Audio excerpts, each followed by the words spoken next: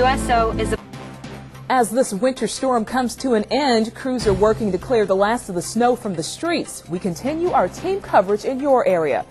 Plus, some folks in the valley were making the most of Mother Nature, and you can have a look for yourself a little later in the show. You're watching WHSV News 3. 11 minutes of nonstop news and weather starts right now.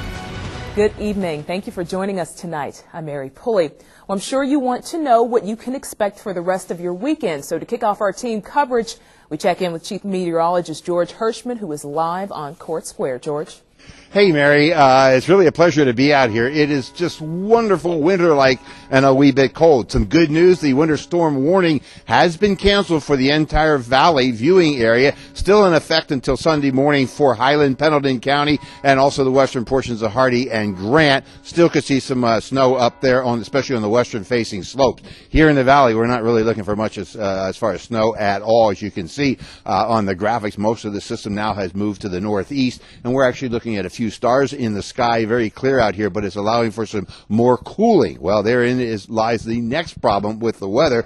Little radiational cooling, colder temperatures overnight. We got some packed snow in the streets and some freezing. It's going to be very slippery out there. Oh, folks, if you don't have to go out, be careful with your driving and stay home if you can.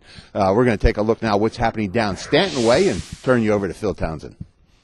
Well, George, if you're looking to drive in the area, the good news is the snow has stopped. The bad news is there's still a lot of work to be done on the roadways here. Now, Public Works officials have been plowing throughout the day. Fortunately, now that the snow has stopped, they're able to start making passes through neighborhoods and secondary roads. Officials say when it's snowing, they have to concentrate on places like Route 250 and Route 11 because of it's a main priority.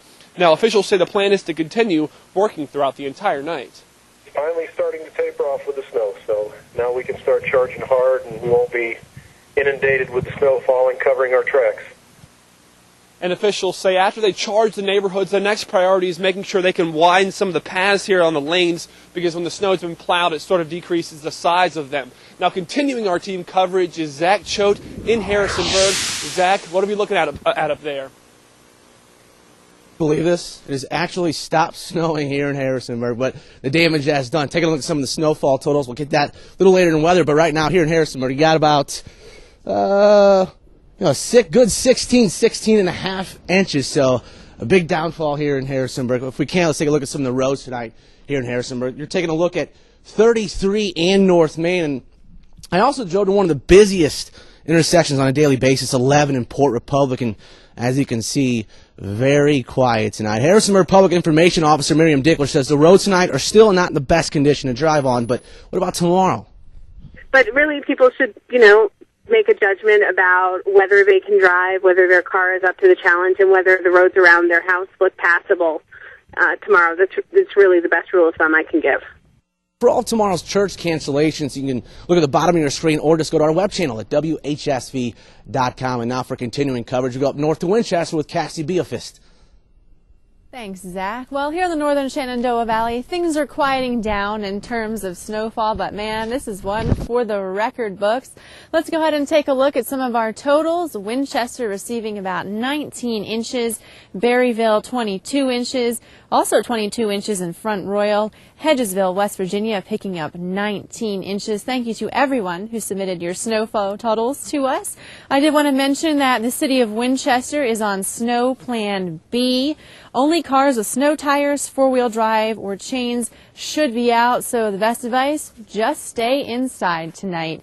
That's the latest from here in Winchester. Mary, let's send it back to you. All right, thank you so much. Now, let's take a live look at the roads here. This is mile marker 188 on Interstate 81 near Buena Vista. Traffic was at a crawl in that area, and you can see it's still pretty slow. Now, remember, you can get the latest look at traffic before you head out 24 hours a day by logging on to WHSV.com. Well, speaking of the roads, let's get the latest from VDOT. We're joined now by Marshall Barnhill of the VDOT Stanton District Office. Good evening, Marshall. Good evening. Well, Marshall, I've been keeping an eye on mile marker 188, which we just saw there, and there was lots of traffic in that area. What seems to be the holdup there? Well, as stated in the past, there were some abandoned cars in the area, and at one point there were 50 to 70 abandoned vehicles in that area. So it took a long time to clear up, and I believe there's still a few out there that we are trying to clear out. So it's just taking a long time. Traffic is stop and go and moving very slowly.